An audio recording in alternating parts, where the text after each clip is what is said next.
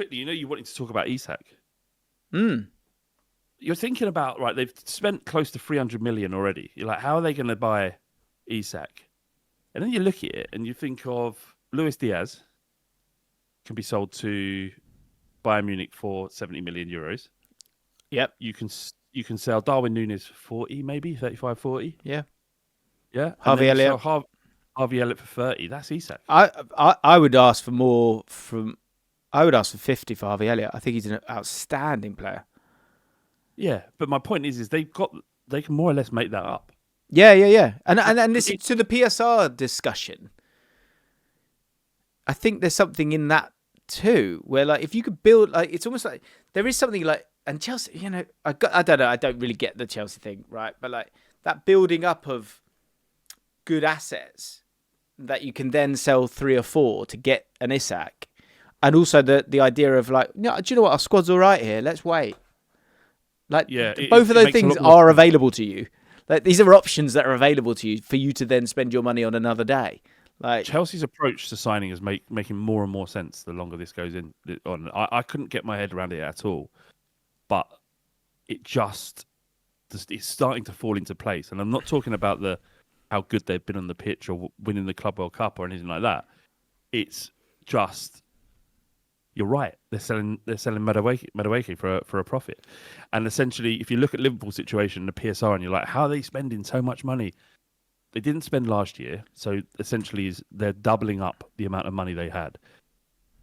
They also obviously were successful in winning the Premier League, so there's big money there, prize money. Yep. But every player that they sell goes on the PSR balance sheet now. So if they raise £120 million, that's £120 million worth of wriggle room that they have.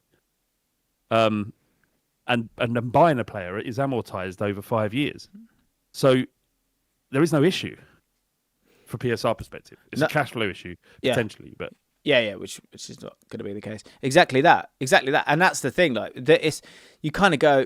The one thing I don't think I don't believe that they would have wanted Isak and Ekitike. I just don't believe that at all.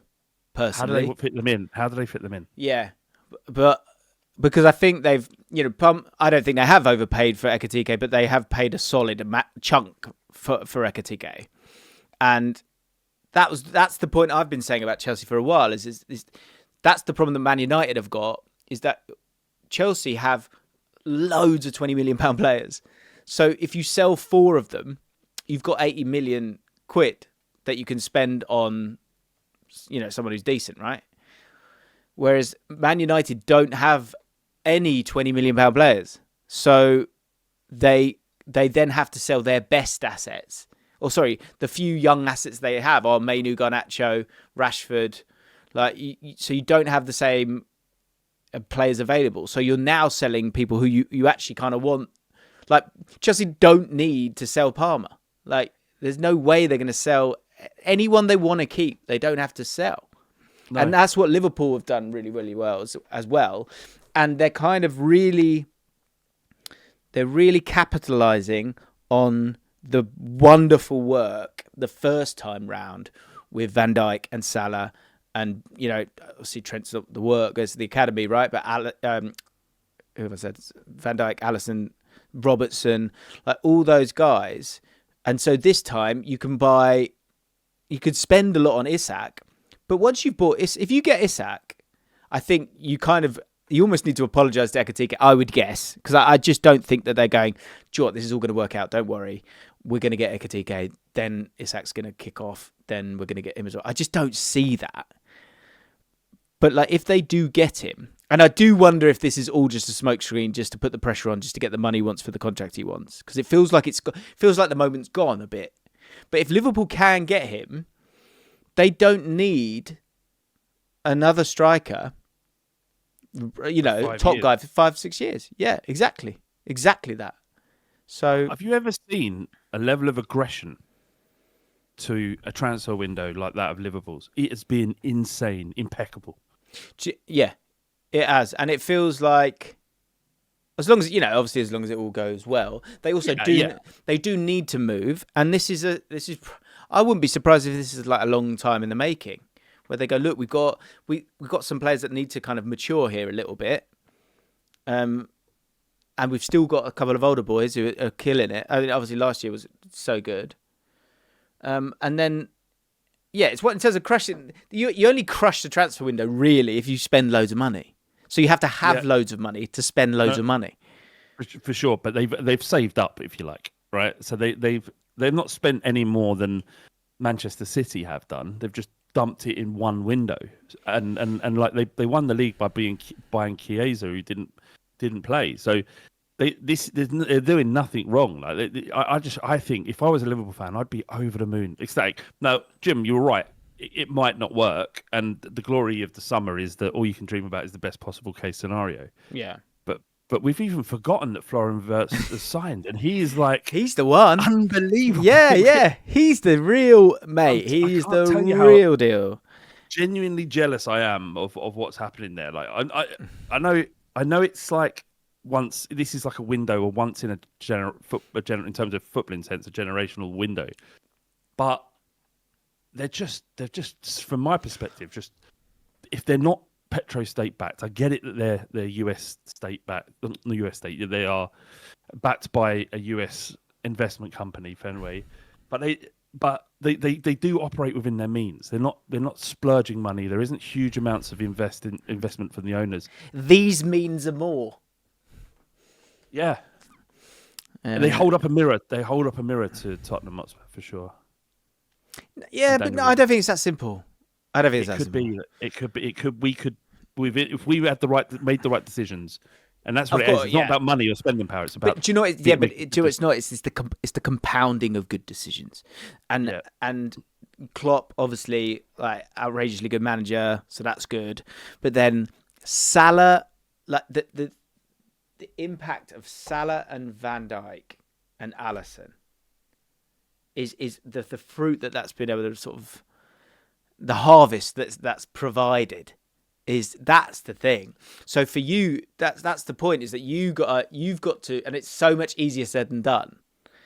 You've got to try and do that. You've got to go. Bergvall has to be the next thing, or you got to go get that guy, and then they turn into an absolute monster. Yeah, Ollie's just listening to me. Mane, like what a signing that was.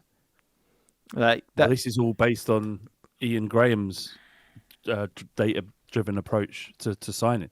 Yeah, Firmino was another one. All of the players that he mentioned all came from that data. Firmino, calm take. Firmino's outrageously brilliant. I don't doubt that.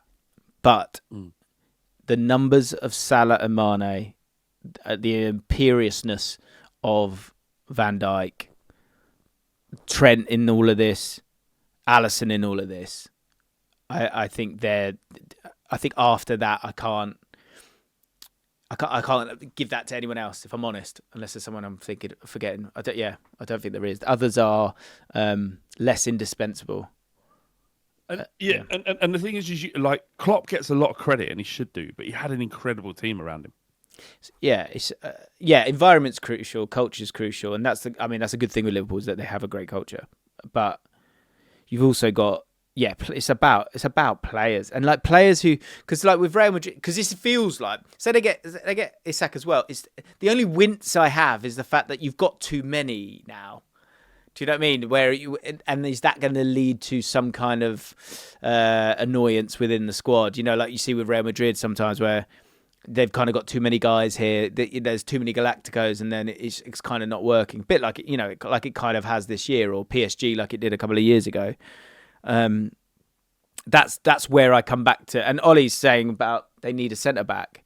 That's the thing that's weird here for me a little bit. Now that you've bought Ekitike, I think Isak is just so good that you can't not take him if you can take him, because to that point that I was talking about, and Isak becomes a far more indispensable player for the next 5 years. And let's remember, Salah will go, Van Dijk will go, than a really, really, really great centre-back will right now. There's a lot of really, really good centre-backs out there that you could fill that gap in a different way.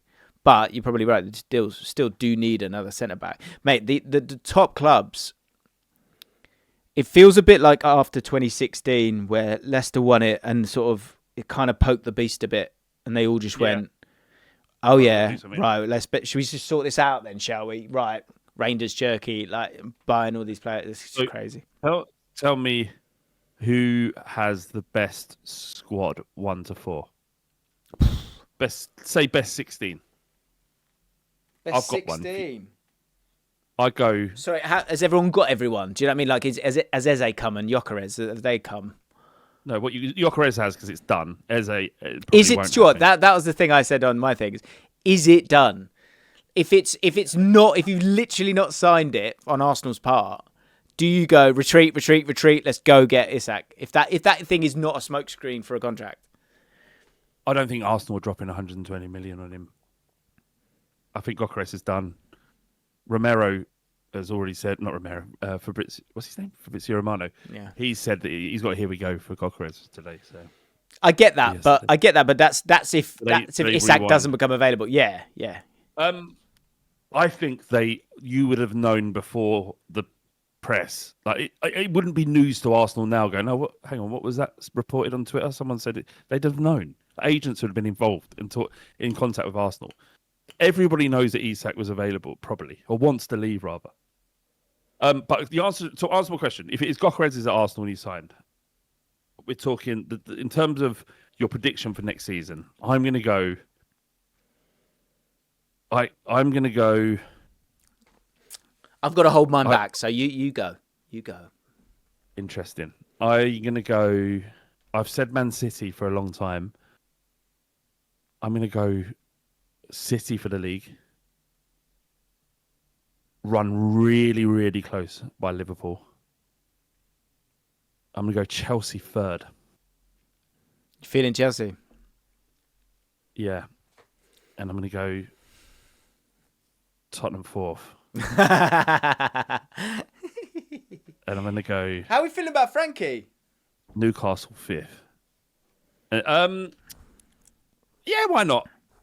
Weird little man, isn't he? He's our weird little man now. Yeah, he's your little weird. He's your weird little man. That's all right. I loved it. I loved it. His first his first press conference, and he went, "Look, we're going to lose games." And I'm like, no, Thomas. I know we are. Yeah. We always do, but don't say it. Yeah, man. Why not? Why not? Fuck it. I like the Kudu signing so much. I think he's going to absolutely kill it for you. Do you? Yeah.